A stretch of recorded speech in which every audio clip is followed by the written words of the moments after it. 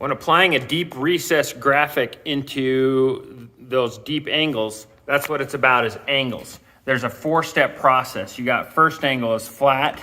So against that orange felt edge is flat 90 degrees. And then you got step 2, which is this angle. Several steps into that where you adjust your angle to just push the vinyl down about 1/4 inch at a time until you reach angle 3, which is that angle, flat against that. And then angle 4 would be tight into that recessed area. Okay, back to angle 3, back to angle 2, and then original back to angle 1. And then you can go back to normal squeegeeing